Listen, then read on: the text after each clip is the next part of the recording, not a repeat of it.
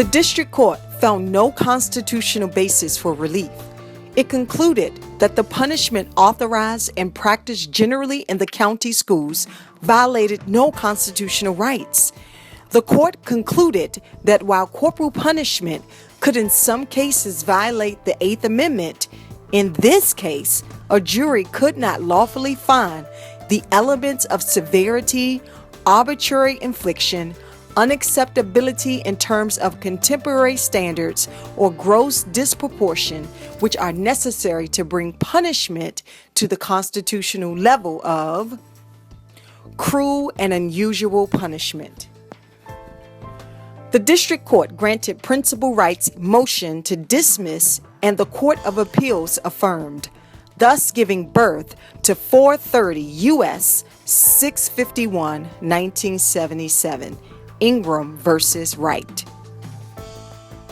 The constitutional issues at hand are: does the cruel and unusual punishment clause of the Eighth Amendment apply to disciplinary corporal punishment in public schools?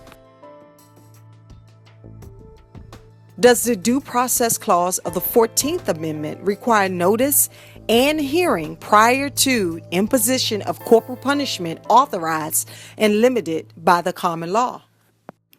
The conflicting opinions. Ingram's right to equal protection of the law and due process were violated since he received cruel and unusual punishment and was not given notice or a hearing prior to imposition of corporal punishment.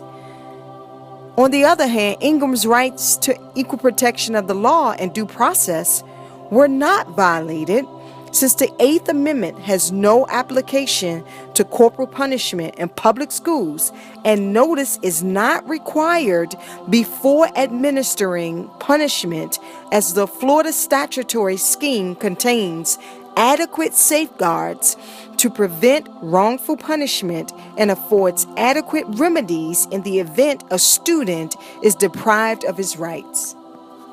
The court's decision. Justice Powell delivered the opinion of the court. First, the majority noted that the Eighth Amendment historically applied to those convicted of crimes rather than to the disciplining of school children. Justice Powell explained that there was no basis for extending the Eighth Amendment beyond that historical context, particularly as applied to schools that are already carefully monitored by local communities. I quote, he said, "The school child has little need for the protection of the Eighth Amendment. Though attendance may not always be voluntary, the public school remains an open institution. Except perhaps when very young, the child is not physically restrained from leaving school during school hours. And at the end of the school day, the child is invariably free to return home. Even while at school, the child brings with him the support of family and friends and is rarely apart from teachers and other pupils who may witness and protest any instances of mistreatment."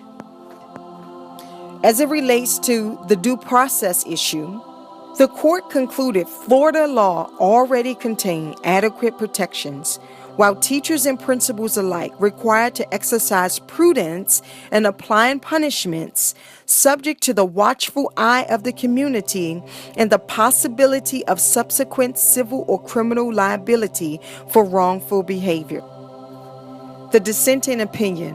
Justice White dissented. He was joined by Justices Brennan, Marshall, and Stevens.